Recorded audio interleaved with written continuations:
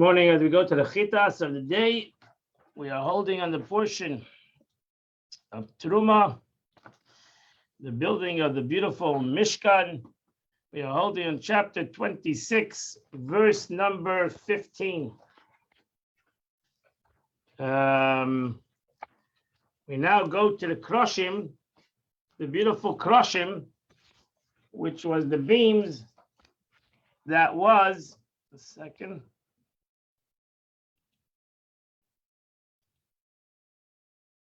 which was the beams that was in the Mishkan. These were the beams that was in the Mishkan. And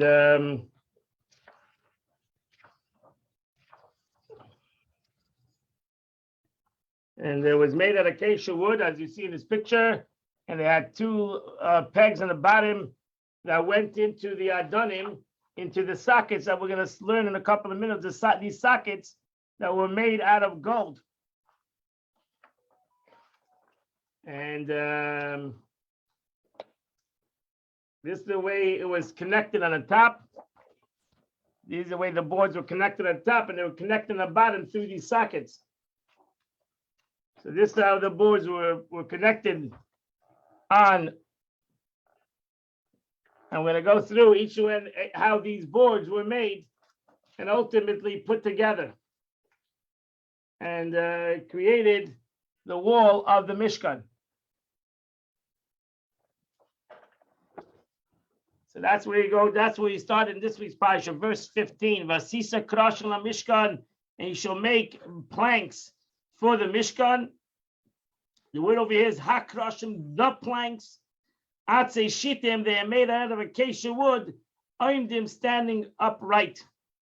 So Rashi says, Hayalaylam vasisa krashim. It should have said, you shall make planks. Why does it say the planks? As with other things. What the meaning is the planks. The hay makes it the. Of the particular planks that were standing ready and designated for this purpose. As Rashi mentioned before, our patriarch Jacob planted cedars in Egypt. And he was dying. He commanded his sons to bring them with them when they left Egypt. They took these planks of wood, these trees, these acacia trees of wood. He told them that the Holy One, blessed be, was destined to command them to make a Mishkan of acacia wood in the desert. See that they should be ready in your hands. Can you imagine? They schlepped these woods with them in the desert because because their father Abraham, their grandfather Abraham, told them to do that. This is what in the literature of poet composed in his poem, the beginning of the Acacia, and the first day of Passover. It says God's voice flew into the planting of the quickened ones, the cedar beams of their house. For they hurried to have them, the cedars, ready in their hand. Prior to this moment, they had already those cedars, so they knew exactly what was going on. Atse shitim, acacia wood, upright. The length of the plank shall be perpendicular to each other in the walls of the Mishkan. You shall not make these walls horizontal planks, for the width of the plank will be along the height of the wall, one plank upon another plank. So now the length of a plank was 10 amas, 10 amas, which is a minimum around 15 feet. Around 15 feet tall, the minimum. Depends on how much an am is. Each plank was 10 amas. And a cubit and a half, the width of each plank. So from here we learn that the height of the Mishkan was 10 amas. That's actually how tall Moshe Rabbeinu was. Moshe Rabbeinu was 10 amas. So when he walked into the Mishkan, his head was right by the top of the Mishkan, by the roof of the Mishkan. From where we learn that the length of the Mishkan was correspond to 20 planks that were on the north, and the south side was 30 cubits. So now you know that it was a plank and a half. Every plank was a am of a chetzi. There was 20 planks on each side of the Mishkan. So now you know that the Mishkan was 30 amas. 30 amas is like 45 feet. Around that minimum, 45 feet in the length. Next verse, verse 17. Each keresh had two yodas, had two pegs in the bottom that came out of the bottom of the keresh. One facing the other. All the planks had those two pegs that came out of it. So now it says he betzalel will cut 1 cubit high into the plank. Everyone had a amma. That thing was an amma, like 15 inches, or again, around the minimum 15 inches. And will leave 1/4 of it the width and on one side and 1/4 the width on the other side. And these resulting are called square pegs. Half of the width of the plank was cut out of the center. The plank keresh versus the remaining after it is cut from both sides. Then the width of the cubit remains. The result is that half of the width of the plank in the middle is half a cubit. This is what Rashi explains in the Gemara of Shabbos, exactly how thick each one of those yodos, those hands, so to say, were. Let's continue. Mushulavais, which means they were made like rungs and a ladder, separate from one another, with their ends planed off to be inserted into the openings of the sockets. They went into the adonim, the sockets, the silver sockets that each plank went into, which we're going to learn a little bit later. Verse 18. You shall make the planks of the Mishkan 20 planks on the southern side. What means the Hebrew, the word lefas is derived from peah, which means a corner. This is used for the word peah is not an expression of meaning a corner over here, but it means a side. So the southern side had 20 planks. And if they had 20 planks, verse 19, they needed to have 20 planks. Each plank had 2 yodes. So you had 40 sockets. So you had 40 sockets, 2 sockets underneath each plank. 2 adonim under the plank for its 2 yodes.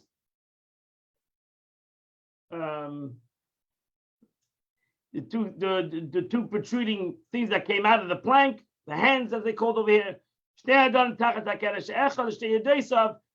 adonim, 2 sockets for the planks and for the 2 square pegs. is softened, and the other side of the Mishkan, the northern side, also Eser Keresh at the 20 planks. And then 40 silver sockets, 2 sockets on the 1 plank. 2 sockets on the 1 plank.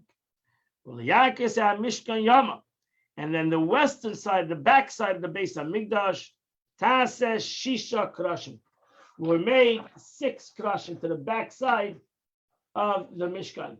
Was 6 krashim. So that was the back side of the Mishkan.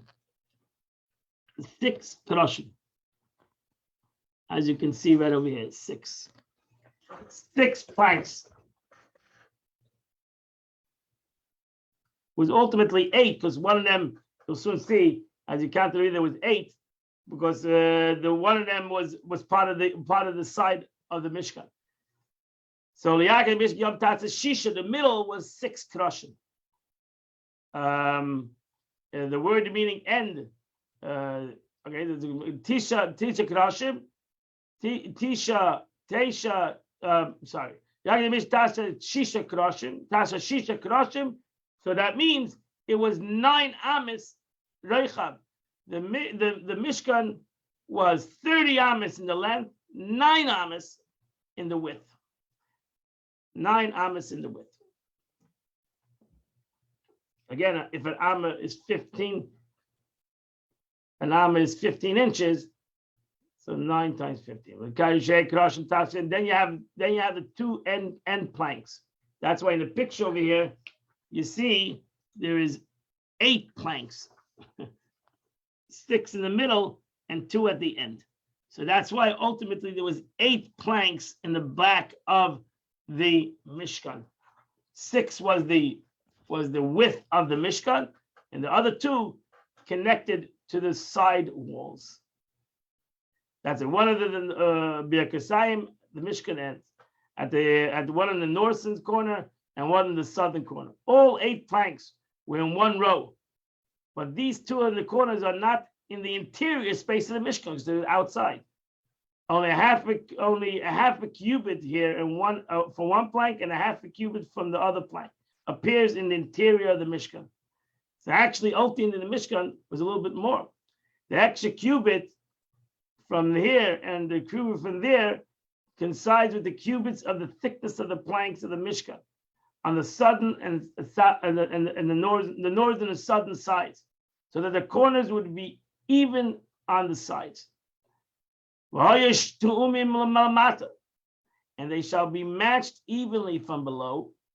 And together they shall match on the top. With one ring. So shall it be to both of them. They shall be for their corners.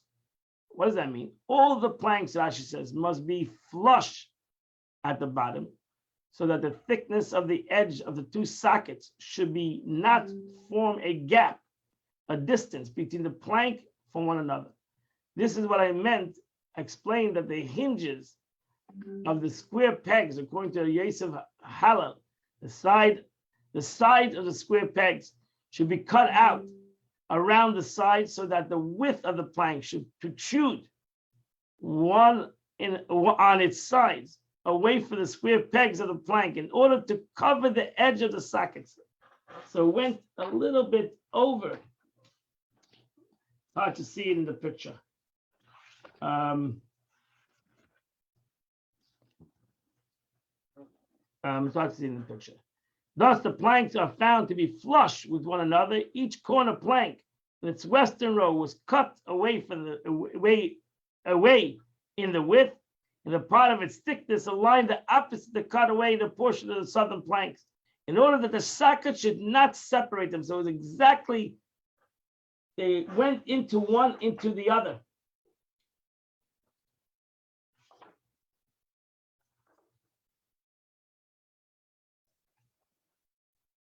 See the picture how they were exactly connected, touching one the other.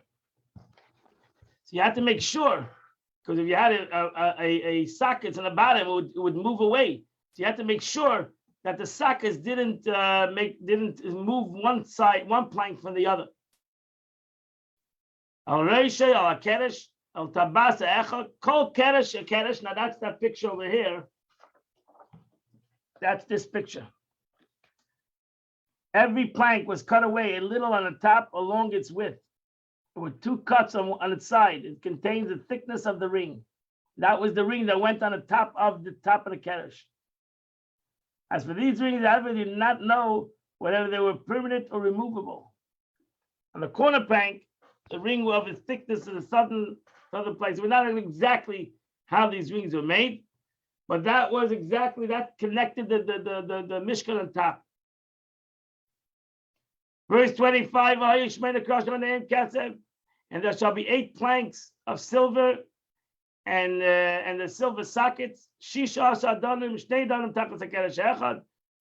which comes to 16 sockets, because there are 8 planks and 16 sockets, and 2 under each and every plank. Let's go continue. You shall make bars of acacia wood. These are the bars that went around the Mishkan. The bars, outside bars. There was, as Rashi is going to explain now, Hamisha Acacia Mishkan, 5 for the planks of the Mishkan.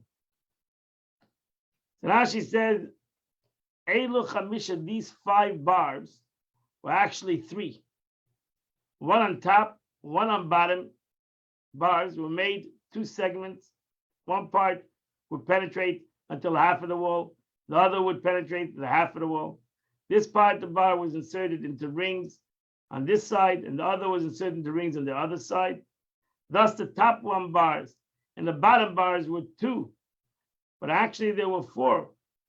But the length of the middle bar run along the entire wall, and that's the Bria Chatichen. You can see this picture. There's a little hole on the side over there. So there was a top bar, a bottom bar, but only went to the. Then there was this hole over here that went around the entire Beis Hamikdash, the entire Mishkan, and there was a bar that went through the entire length of the Mishkan. You see, that's the 3rd bar. You couldn't see it; it was in the wall, and it went around the entire Mishkan. Here's another picture. That's the bar.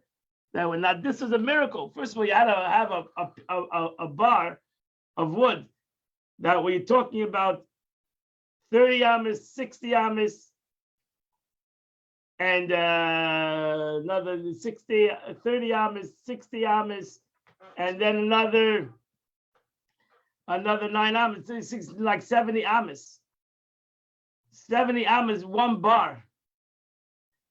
The miracle was that it turned on the corner. How you take a piece of wood, a bar of wood, straight wood, and turn it at the corner? Had to turn on the corner and turn on the second corner. And that was a miracle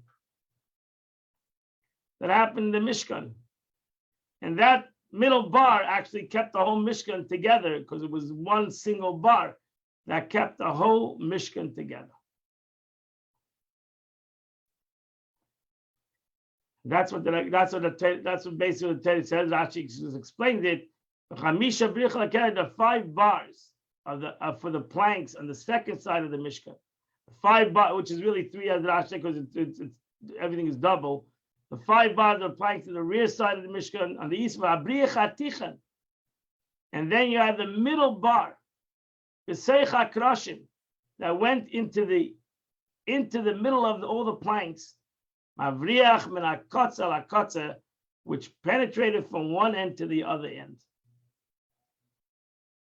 So I don't know if a tree that big. This must be a gigantic tree, or how they made this. I don't know. And all these kroshim that were made out of acacia wood needs to be covered in gold. As the beseim and the rings, tasa zav, all needs to be gold. Batul abrichim, that the rings held the bars. The pieces abrichim zav, and all these bars need to be gold. So batul abrich, the rings shall be made for them. They shall be holders for the bars. This means this does not mean that the gold was attached into the bar. For they the bars were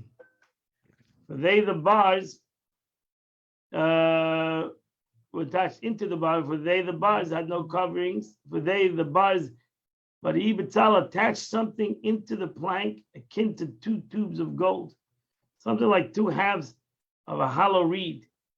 He attached them to the ring on both sides, the length filling the entire width of the plank from one ring to the one side and the other to the other side. The bar was inserted into the tube, and from it to the ring, and from the ring to the second tube. Thus, the bars were found to be overlaid with gold when they were inserted into the plank. These bars protruded to the outside of the Mishkan. Thus, the rings and the tubes were not visible within the Mishkan. But from the inside, the entire wall was unadorned. I'm not exactly sure what Rashi. This is what it means. Okay, this is what it means. Here's the picture.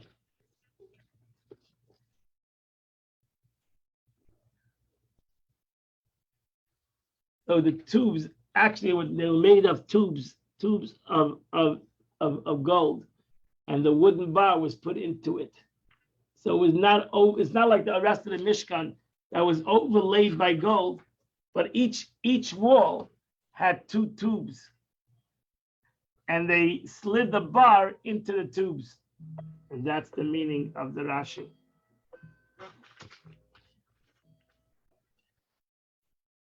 You may say it's a Mishkan, and you shall erect the Mishkan according to the proper manner. Asher Reisa Bahar, which I've shown you on the mountain. So Rashi said after it was completed, erected. Reisa Bahar Koden Lechem. Prior to this, for I have destined to teach you and show you the order of the way the Mishkan was erected. This was a major job. God was a very, very precise architect and wanted exactly the way the Mishkan will be built. Okay, that completes the Chumash of the day. We go now to a new chapter of Tanya, the 26th chapter of Tanya. Start that chapter. So here, the Alter Rebbe is going to tell us a very important concept. This is extremely important to all of us, because we all struggle with this, and it's important to know this concept. But it must be made known to tell you a cardinal principle. All what I'm talking about is not going to help you if you're not going to know this law. And that is,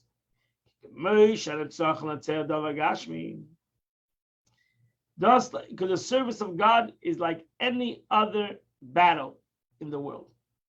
Just as the victory over a physical opponent can gain shnei anashim, for instance, two people. Two people are doing a wrestling match, one with the other. One wants to overcome the other. If one of them is lazy, sluggish, he's lazy, he's depressed, he will be defeated. And he will fall even if he's a strong guy. It doesn't make a difference. If a person is sluggish, he's depressed, he is sad, he is lazy, brings him to being lazy, doesn't make a difference how strong he is. All this teaching is not going to have any effect on him. So is it when you want to overcome your evil inclination. You cannot conquer the evil with laziness, and sluggishness. Why is a person lazy and sluggish? Which stems from sadness. And a stone-like dullness of the heart. That's what happens with sadness. Sadness dulls the heart. You cannot win the war with sadness. Very important. So we can teach, we can learn and learn and learn. But if you're going to be sad, you're going to be depressed, we're not going to be able to accomplish anything.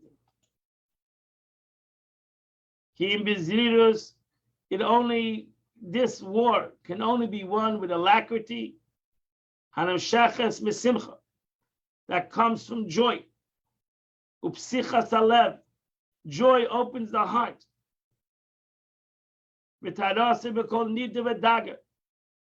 unblemished from any trace of worry, and sadness in this world. You cannot have sadness in life. You have to be able to open your heart to happiness. As the verse says, in every sadness, there will be profit, which means that some profit and advantage will be derived from it. What does that mean? So it's an interesting expression. From every sadness, there'll be profit. How will there be profit? What kind of profit is there from sadness? So you might think that sadness is good. From this verse, it might sound, you should be sad. From every sadness, there'll be profit. Dr. Rebbe says you learned the verse wrong. From actually, from this verse,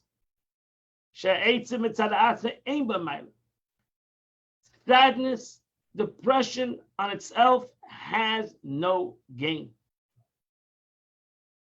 The only gain that sadness has is that if something will come out of it. That's the meaning of the words. From every sad, there must be profit. If your sadness on its own, it's your Yetzer Hara. It's a terrible thing. You will never be successful in sadness. The only sadness that has a value is if you use the sadness to bring out something greater from that sadness.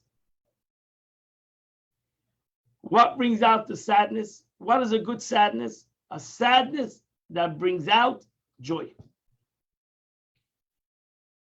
That's the expression we say before benching.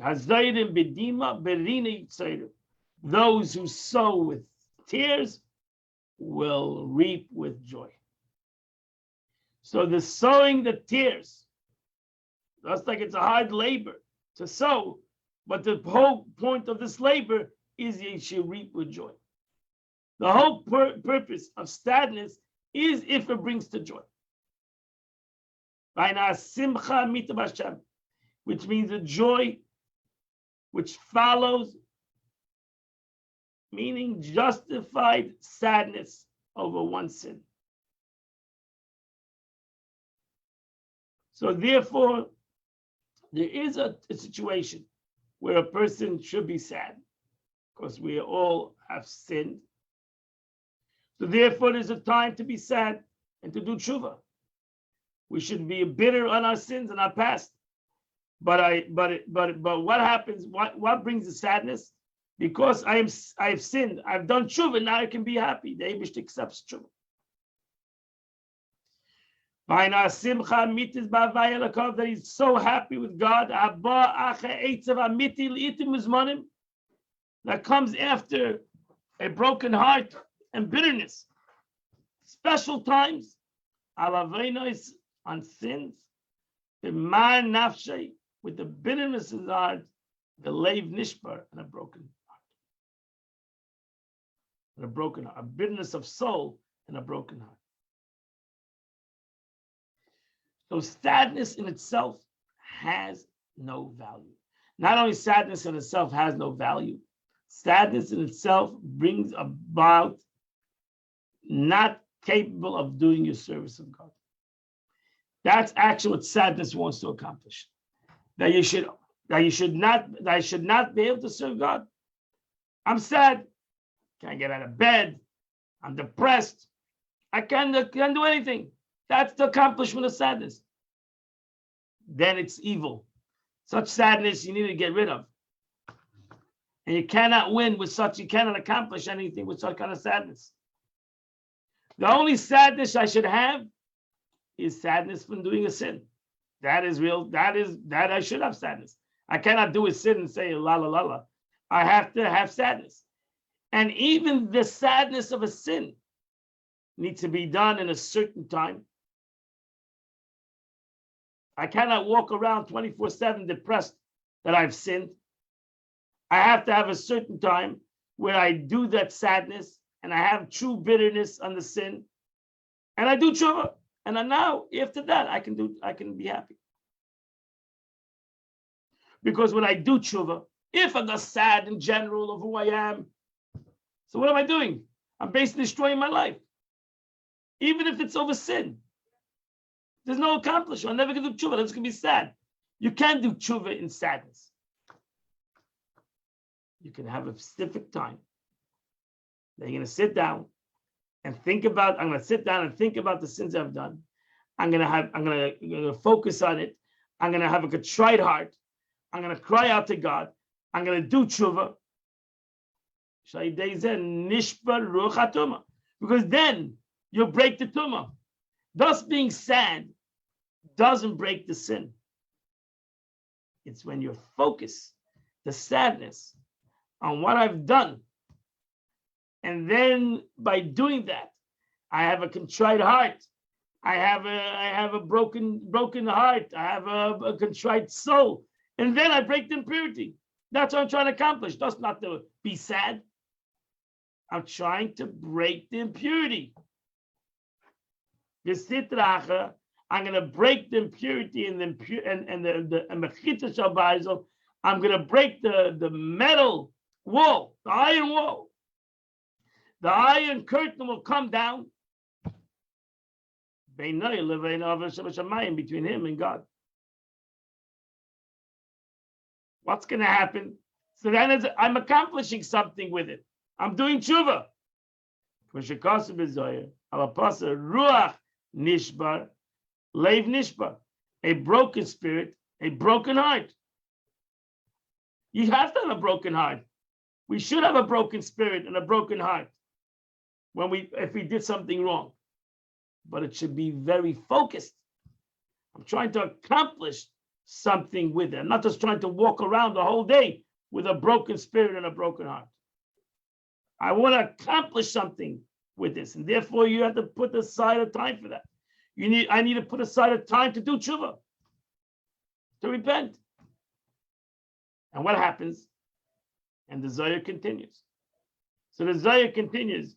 If it says a broken spirit and a sitra achra is brought about by the means of a broken heart, since sadness over one's sins causes sitra achra to be broken, sitra achra is the other side, to be broken, and the iron wall to be vanished. What does that bring to? That brings to joy. Then the preceding verse will be fulfilled with him. Tishmi'eni sasem v'simcha. Make me hear joy and gladness. Hashiva li shasi yisherecha. Restore to me the joy of his salvation. Ruach nediva. And support me with his generous spirit. That's what happens if one is truly sad over his sins. That's when a person truly does tshuva.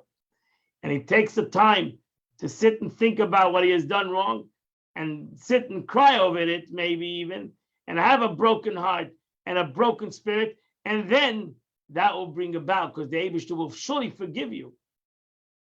And you'll have a great joy. This sadness will bring a great joy.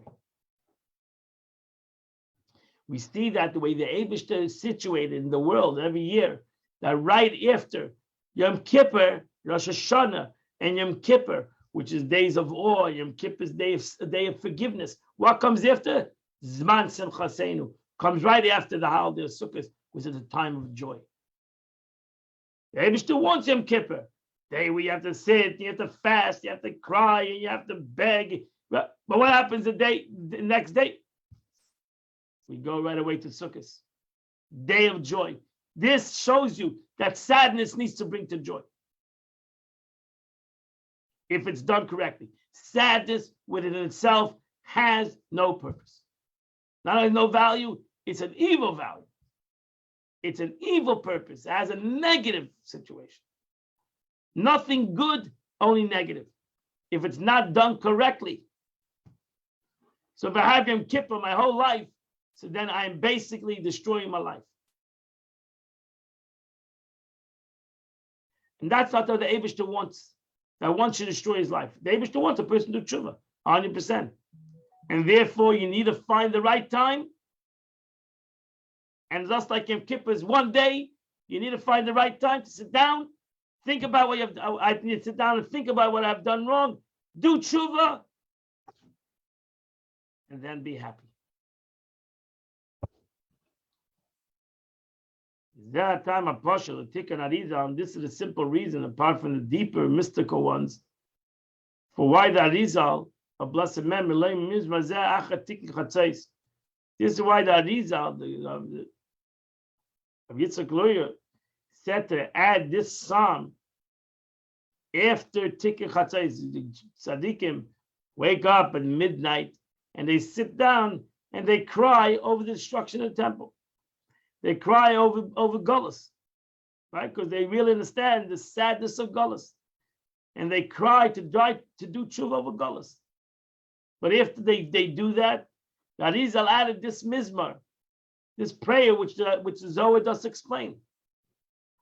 Because the Arizal wanted to make sure that you realize that those who sit chatzos, and they sit on the floor and they cry over the destruction of the temple, that is not just this concept of sadness. Is the concept that they accomplish something through their sadness, and it will bring salvation to the Jewish people. In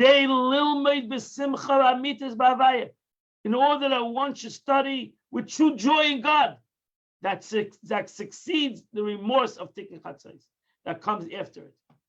So that tikkun chatzos, that when you get up at night, you sit and cry of the destruction of the temple. Then he says, I don't want you to live with destruction a temple your whole day.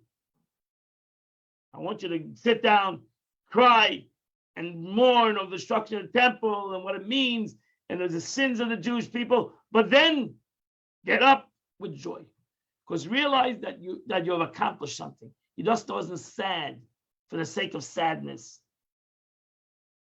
There's no purpose in sadness. The purpose of sadness is that you enjoy joy afterwards. And that's an important thing, because most of us get stuck in the sadness.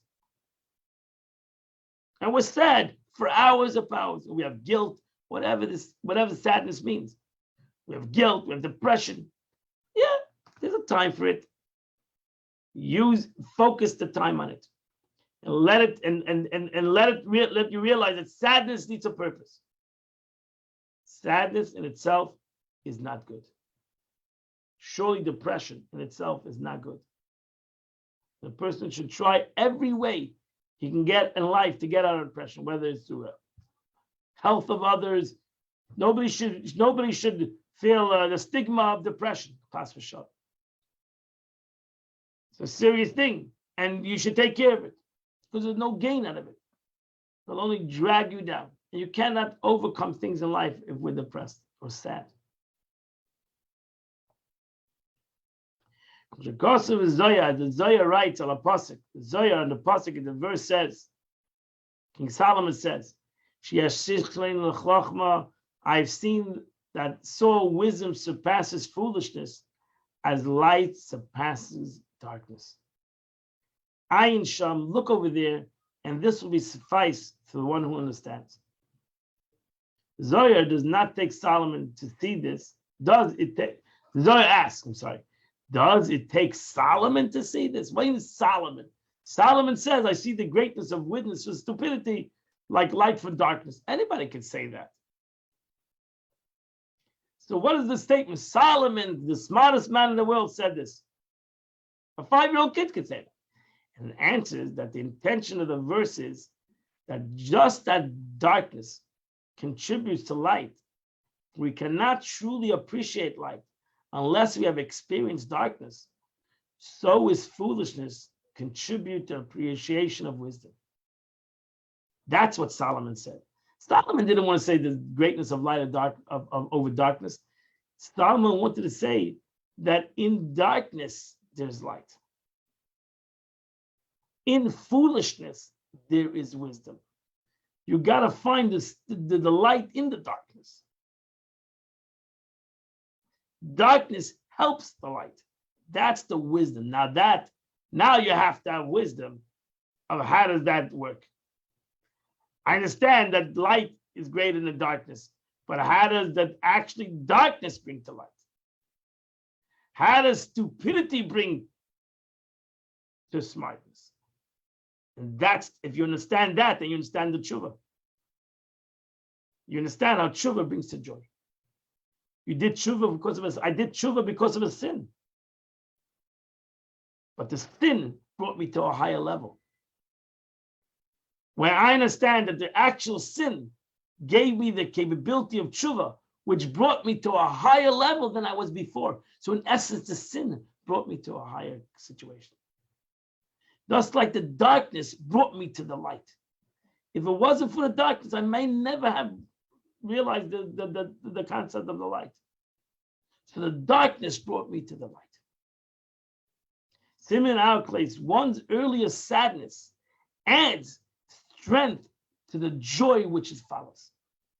Right? So when I know that I was negative, I was in a dark place, and the Eibishter gave me the capability that with this darkness I can reveal even a greater light, a greater strength. I can reveal greater potential in myself. Then this darkness brought me to a greater light, and that's why it brings me to a greater simcha. I would have never known my potential if not God gave me this challenge.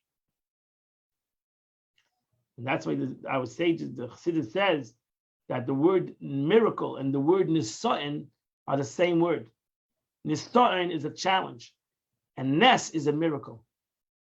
It's actually the root of the word nisa'in. The root word of nisa'in, which means a challenge, the root is nun samach, which is nes. The challenge reveals the miracle. What does a challenge reveal? The miracle, who I am. Without that challenge, you wouldn't really know who I was. I would never know myself who I was. So there we see not that good comes good. We need to have good. We need to have bad because to show what good is. Actually, from the bad, we see what good is. From the negative, we see the greatness of good. Actually, the negative brings us to a high good. That's why it says, where a person who does tshuva, even a tzaddik doesn't stand. Because tshuva brings a person to a place that even a tzaddik cannot reach. So this darkness, and tshuva means, and this repentance, brought about a capability, a light in the world that even a righteous man cannot bring to the world. So that's what King Solomon said. I've seen the greatness of chachma that comes from stupidity, like the greatness of light that comes from darkness. That's the beauty. And mikra male dibra kosev. Furthermore, the verse states explicitly. I'm sorry. So I've got similarly in our case, one's earlier sadness and strength and joy which follows, and this is the profit of sadness. So I have to look for the profit. That was the previous word, moisar. That was the word that after that the pasuk says. Now you understand what the word of the pasuk. The word of b'chol eitzev yeh moisar. In every sadness there'll be profit. That means not only there'll be something good, there'll be profit. So that's how the Alter Rebbe learns the pasuk. Wow, beautiful. So the Alter Rebbe learns the profit, and this is the profit of sadness. Sadness itself, however, is a hindrance to one's service of God. You need to only use sadness if it brings a profit. If it doesn't bring a profit, it is a negative thing. And you should never be sad.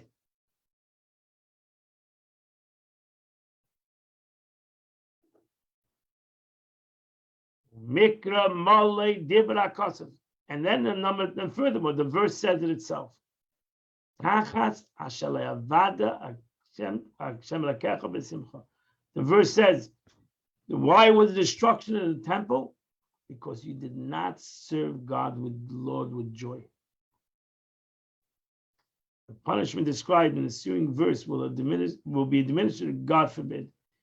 And everyone is familiar with the explanation of the Arizal on this verse, right? Everyone is familiar. So let's learn what the Arizal said in this verse. The verse reads, because you did not serve God with the Lord with joy and gladness of heart, from an abundance of everything good. This is so important. Okay, the simple meaning is when you had an abundance of everything, you did not serve with joy. This meaning is born out from the context of the following verse. You will serve your enemies in hunger, thirst, nakedness, and in want of everything. That's a simple meaning. You didn't serve God with joy, so God said, "Okay, fine. I'll give you into the hands of the enemies, which is destruction of the temple. I'll give you into the hands of the enemies, and then you'll see what it means to have fun." But the Arizal interprets it thus: you did not serve God with joy greater than that caused by an abundance of everything. That's the problem. You did not serve God with joy greater than the cause of abundance of everything. You only can serve God with joy if you have an abundance. You didn't serve God with joy greater. You didn't understand what it means to serve, to have a good time when everything is good. You should serve God with joy in any situation, greater than when you have an abundance. Even when you, that's why the verse, and that's why in essence the verse continues. Even if you're going to be in the hands of your enemy and you will be lack and you'll have this and that, still serve God in joy. Never should you have sadness from the world, whether it's good or bad. You should always serve God in joy, because nothing is gained out of sadness. The world is not going to get better because you're sad. The world is not going to become happier because you're sad. Sadness gains nothing. A Jew should always be happy, whether it's good for him, whether it's not good for him. The only time a Jew should be sad is if he did a sin. That's the only time a Jew should be sad, if I've sinned. If I've sinned, and as we learned previously in Tanya, and the Gemara said every person sins every day, so you should be sad. But then you should be sad in a certain time that the sadness brings profit. But for everything else, you should always be happy. Whatever's happening in the world, be happy. Serve God in happiness. Because sadness is no gain. Sadness is not going to help anything. The world's not going to get better because I'm sad. The situation is not going to get better because I'm sad. So that's why the Arizal says, you did not serve God with joy greater than the cause abundance of everything. The abundance should have brought you to even greater service of God and joy, but it didn't. It didn't. So now you'll have lack, and maybe you'll understand what joy means. But really, you serve God with joy, whether you have or you don't have. Because sadness doesn't gain anything. Sadness is there for one reason. The Eibishter created sadness, and that is to break the Sitra Achra. That's why there's sadness in the world. That's why God created the concept of sadness, to break the evil in myself, to break the evil inclination. That's why the Eibishter created sadness, not sadness for itself. There's no need for sadness. It's evil.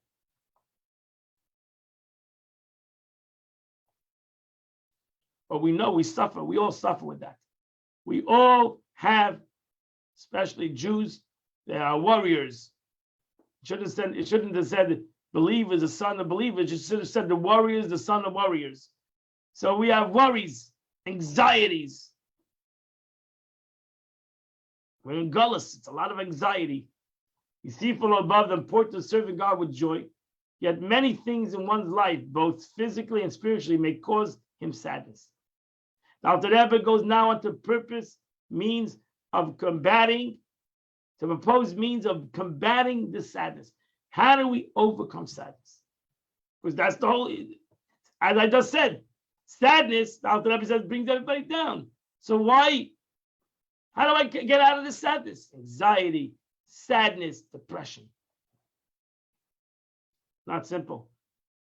The Alter Rebbe says, sound advice has been offered by our sages of cleansing one's heart of all sadness and any trace of worry about mundane matters, even a sadness of worry caused by lack of such essentials as children, health, and livelihood. You ready for that? This is a tough answer, but you got to listen to it. The vices contain the well-known saying of our sages. The Gemara says, just like one recites a blessing for good, blessed are you, God, who is good and does good, so must he also recite a blessing over misfortune. The Gemara says, Lekabel b'simcha. The Gemara explained that this does not mean that it recites the same blessing. For the blessing of the case of misfortune, God forbid, is a blessing that God is a true judge. So it's a different blessing. I make atayv ametiv when something I win the lottery. I'm supposed to make atayv ametiv, God who's good and does great things. What do I do? What does a person do when he loses a loved one? He says, "Blessed are you, God, who's a true judge." So it's not the same blessing. So what does the meaning of the Gemara? The way you thank God for the good, you have to thank God for the bad. It's a different blessing. So what is the meaning? The meaning is, rather the implication is that one should accept misfortune with joy. It's not the bracha. It's the attitude behind the bracha.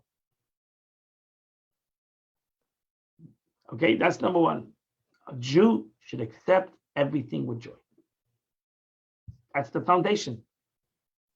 Haniglas, like joy, it's hard to take this, but in essence, Alter Rebbe says, the Gemara says, not his statement, the Gemara says, you have to, just like you win $1 million, you're dancing for joy, you need to take a misfortune, dancing for joy.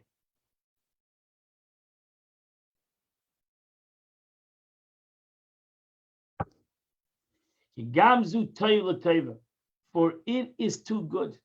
It is also good. Except it's not apparent, it's not visual to the mortal eye. Because what's happening to him is actually coming from the hidden spiritual worlds, which is higher than the revealed worlds. So that's why the Gemara says nothing bad comes from heaven. Ein ra nothing bad comes from heaven. There's good and there's greater good.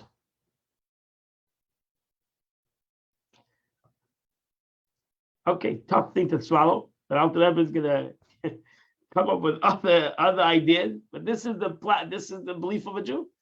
That's a mun in the Eibishter. You can't run away from this.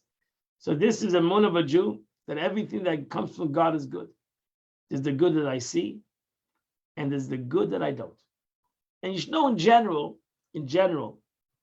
this concept is really a very personal concept. I don't think you should walk into the hospital and say this. They might throw you out. This is the way I need to take pain. It's not something you maybe should say to somebody else. For somebody else, actually, to cry out to God for the pain of somebody else. You should always cry out to God and ask God to take away somebody else's pain. A person should look at his own pain as a joyful thing. That's really the kind of thing. That a person should really look at his own situation and realize that it is good.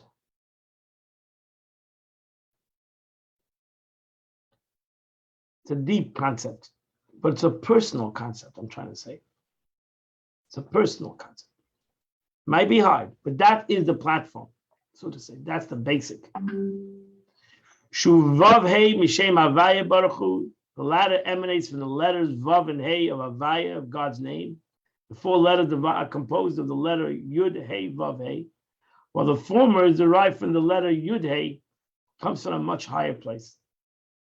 And that's why the verse says, Asher HaGever, happy is the man, Asher Tasrenu Yudkei. Happy is the man who God chastens. Happy is the man. If God is giving me pain, that means he is Tasrenu. He is chastising me. Ashrei HaGever. Great is the man, Achasheni Yudke, the first two letters of God's name. So since the verse speaks of man suffering, only the letters Yud and Hey are mentioned.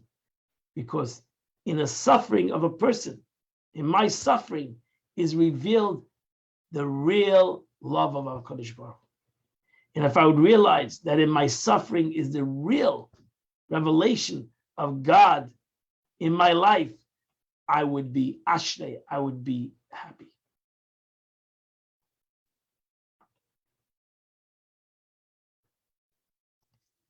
So man sees misfortune only because he cannot perceive that which derives from a higher, hidden level of godliness. In truth, however, the misfortunes are actually blessings in disguise. On the contrary, they represent even a higher level of good than the revealed good, since they originate in a higher world. Again, this is very deep stuff. And therefore, the Alter Rebbe brings another statement. And therefore, our sages said, to those who are happy, rejoice in their affliction. Hakosov Oima, the verse says, the Gemara says, to those who rejoice in their affliction, the verse says, V'oyavav kitseis Hashem es bigvurasei. Those who love him shall be as the sun when it comes out in their might.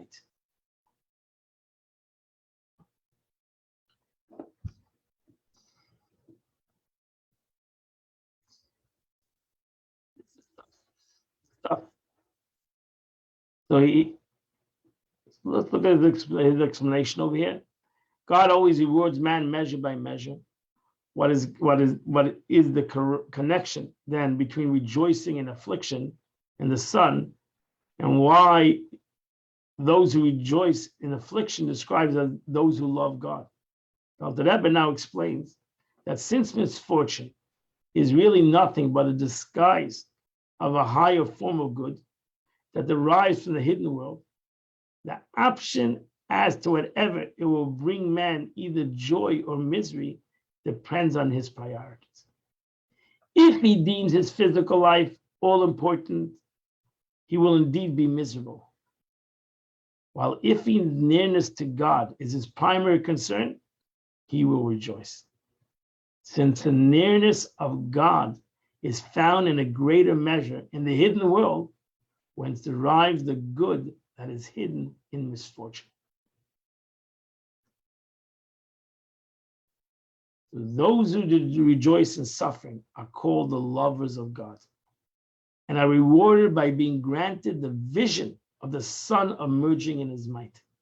Since in this world, they disregard their externals and ignore the veil of misfortune, hiding in the good within, choosing instead to concern themselves with the deeper aspect of good and godliness that lying from behind the veil.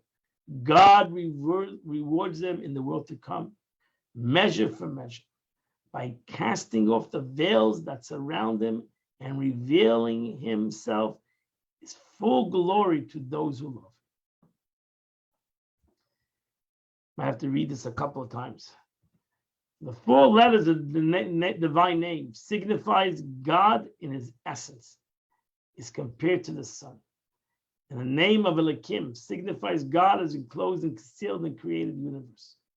It's compared to a veil, shielding the created beings from the intensity of its ray. As is written, the sun and a shield, respectively, is Hashem, the 4 letters of God's name, and Elohim. In the world to come, the sun will be emerged from its shield, and the 4 letters of the name will no longer be veiled by Elohim, by the name of God Elohim, and it will shine forth in its might as a reward for those who love him. So to those who take away the veil, that's in essence the Alter Rebbe is saying, to those who take away the veil in this world, that means when they go through pain, they take away the covering, they connect to their essence, then they will merit. But those who cannot take away the veil, and they're in misery because of the coverings, because of their body, because of the physicality, then they don't merit to that unveiling in the world to come. And this is what the Alter Rebbe says, for the joy in affliction stems from the fact that being near to God. That's what the joy is. Not the joy is in affliction. The joy is in that I'm near to God. More than any of the life of this world. It says your loving kindness is better than life.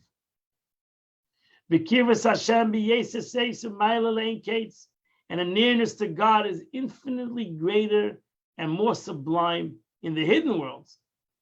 And there the concealment of his power is lodged. As is written, the Most High abides in secrecy. Cain, and therefore for Jew, have the capability to connect to that essence, to see and love the Eibishter and be in joy, unveiling it. Therefore, he is found worthy of seeing the sun emerging in its might in the world to come, when the sun will emerge from the sheep, in which it's hidden in this world will then be revealed.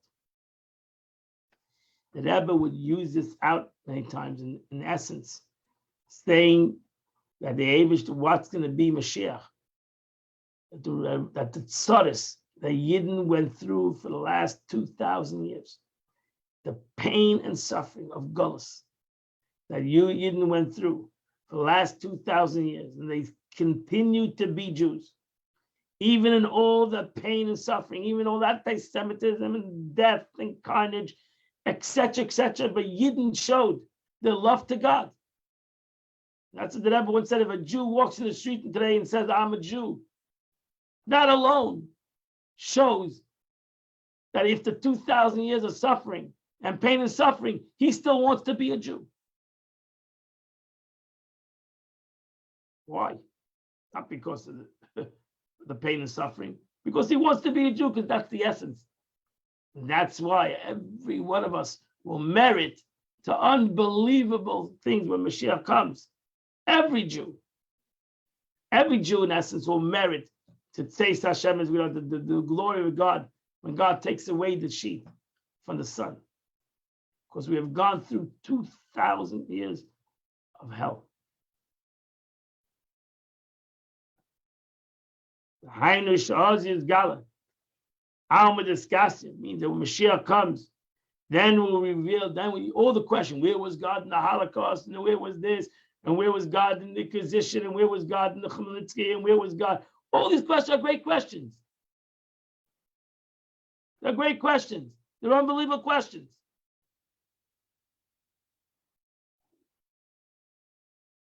The Eibishter is going to show you where he was. You didn't give up. We didn't give up on God, even though we went through all these things in life. God is going to show us greatness. Hang in there, my friends. God's going to show us. God's going to reveal, so to say, the sun. God's going to reveal the hidden world. It will shine forth and glow in a great, intense revelation upon all those who seek refuge in him in this world, taking shelter in the shadow of his wisdom.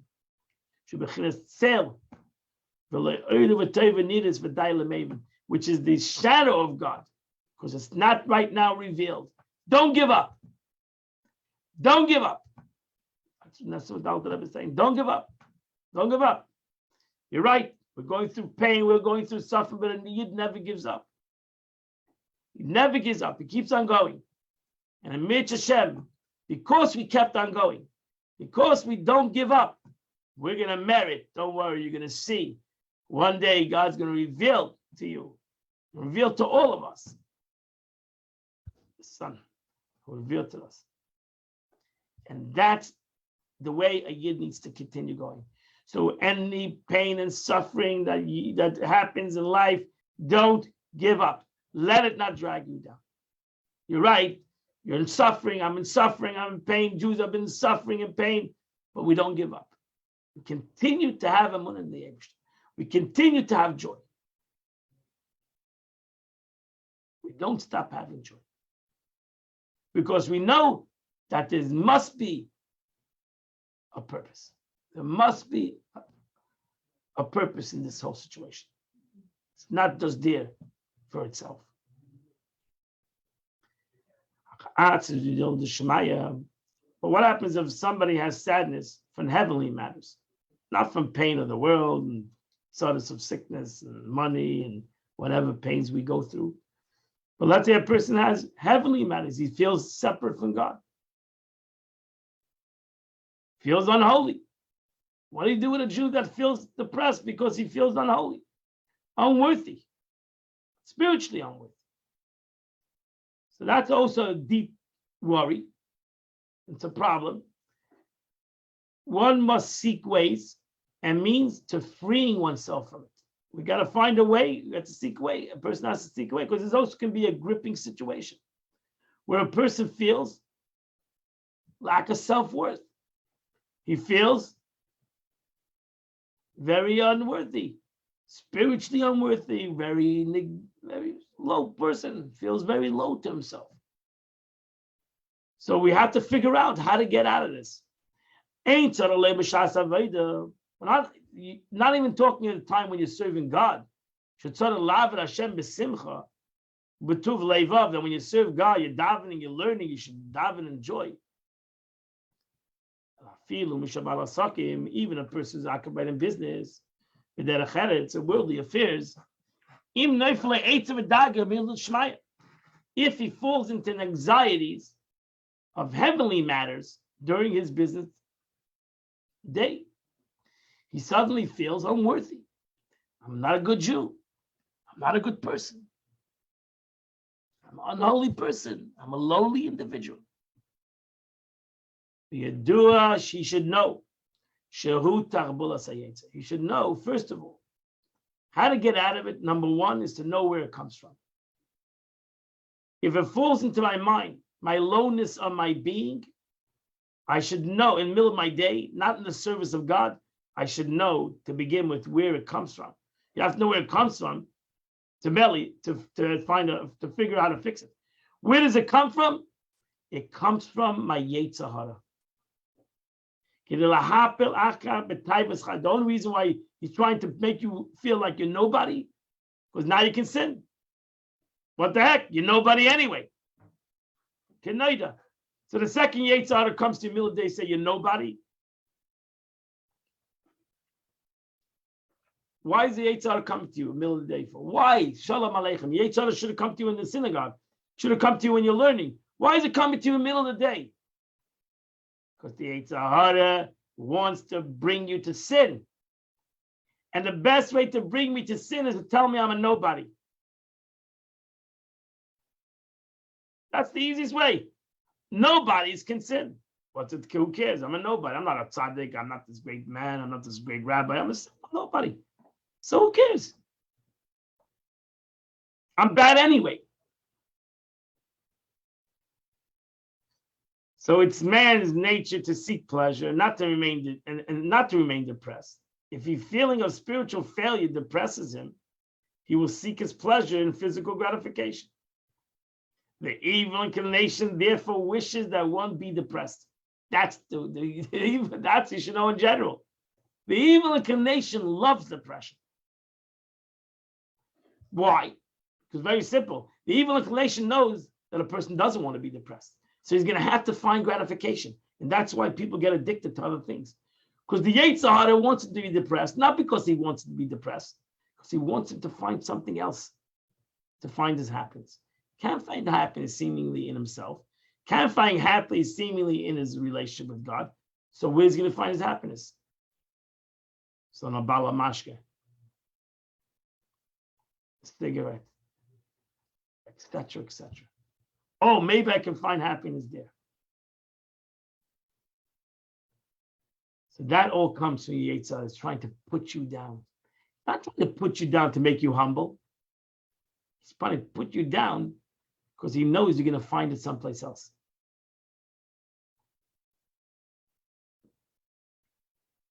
If not for that, I'm not saying the truth, the Rebbe says, why is he depressed? Where does his genuine sadness come from? From his love of God? Oh, Pashut, he got sad because of his love of God. Narishkeit. Ridiculous. Your love of God is not bringing you to sadness. The Yetzer Hara is bringing you to sadness. And therefore, you got to know where it comes from. And therefore, you have to know how to respond to it.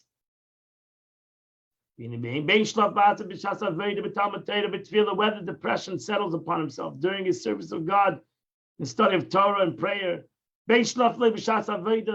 or whether it comes to him while he's doing his day-to-day work, this is what he should consider. He should tell his Yetzer Hara this reason. You should turn to his Yetzer Hara and say, you know what? Now is not the time. You might be right. You might be right. I'm not so perfect. But now is not the time. It's not the time even to worry about bad sins. It's not the time. Because again, as he said in the beginning of the chapter, sadness, tshuva is a mitzvah. It's a mitzvah that needs to have concentration and focus and purpose. It's not just a regular mitzvah that's a whole day, 24/7. It is a mitzvah that needs to have its time. And if it's not in its time, it's not a mitzvah. It's a mitzvah because it needs to be focused. You need to sit down and think about it. Not 24/7. And right now, I can't, I'm too busy, I'm working. I can't do tshuva right now, I'm working.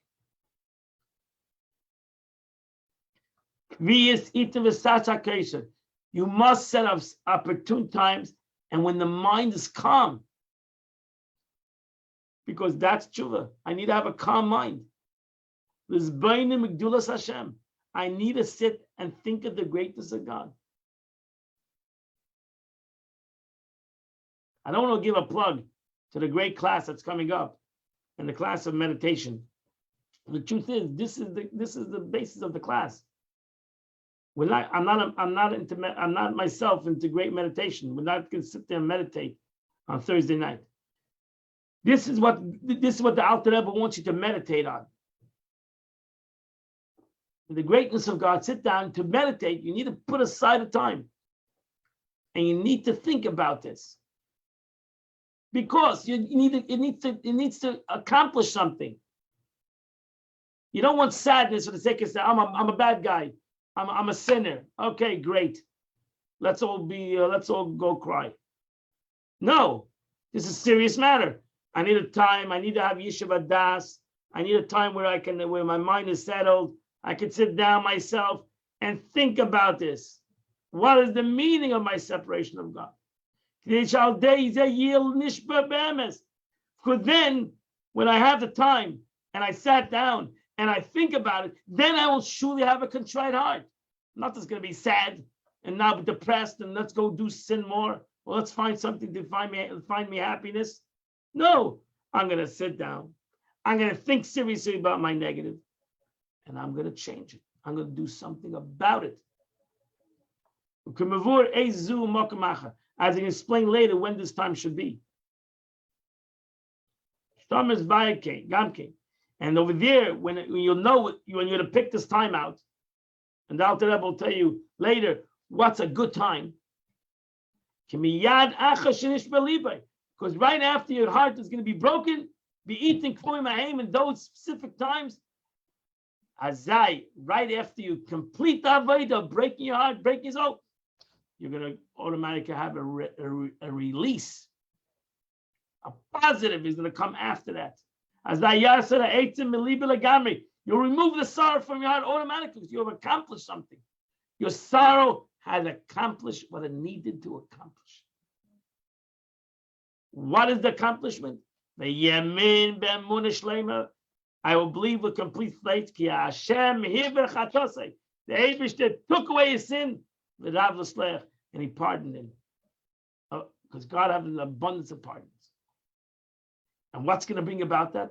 It will bring out a great joy. Which comes after the sadness. As I said before. So therefore, you tell Yetzirah, now is not the time. It's not the time when I'm davening, it's not the time when I'm learning. It's not the time. So you might be right. I'm not the perfect individual. I'm not the person who maybe I'm showing who I am. I know the real truth who I am. I'm not Mr. Perfect. But now is not the time. And we'll make a time where I'm going to sit down in a closed room and I'm going to sit down and cry to God. Why do I do this negative? How is it possible me to do such a negative? Why do I want to break myself? I'm going to focus on it. I'm going to break my heart over it. I'm going to cry over it. And then I'm going to accomplish what I wanted to accomplish. And that is tshuva from the Eibishter. The Eibishter is going to forgive me, and I'm going to go out dancing. And that's the way you need to do it. So if I just go around the whole day sad, because even my sins, that comes from the Yetzer Hara, it comes from the evil inclination. Whoa, what a powerful chitas today, powerful Tanya. You need to learn this Tanya maybe a couple of times, and we all need to learn this Tanya because we all have a little bit of sadness in our life, and we're all walking around anxiety, and we're all feeling whatever it might be. We need to work on it, so we should learn this Perek a couple of times. And the Tillim of the day is, this phone, the Tillim of the day is chapter 1 through chapter 9. Today is the first day of the month. It's chapter 1 through chapter 9. If you say chapter 1 through chapter 9, you would have accomplished the chitas for today. Friends, in Mitzvah, tomorrow we'll continue the chitas of the day. Tomorrow is a big day of Chabad, a learning day of Chabad. Tomorrow we do chitas at 8 a.m. We have a class in the Parsha of the week at 10 a.m. And tomorrow night, I gave a plug already. Tomorrow night at 7:30, we are going to have a phenomenal new jail class, meditation and Sinai. As I said, don't think that we're going to sit and meditate for an hour. We're going to bring about what means to focus on certain things according to Chassidut, to how to focus on certain things in Torah and bring about a positive response from it. And that's really what we're trying to accomplish. And it's a phenomenal class. I'm telling you, you're going to really enjoy it. And you're going to really learn from it. I give you the first class. JLI forces me to charge for this class. You have to have a book also. But the first class I give everybody free. Come and you have it for free. 7:30 tomorrow night. I think you'll be inspired. You'll sign up for the rest of the class. I wish you all a wonderful, beautiful, happy day. This took us an hour and 50 minutes learning. I'm happy you all hung in there. And God bless you all. Learning never ends. Have a wonderful and beautiful day.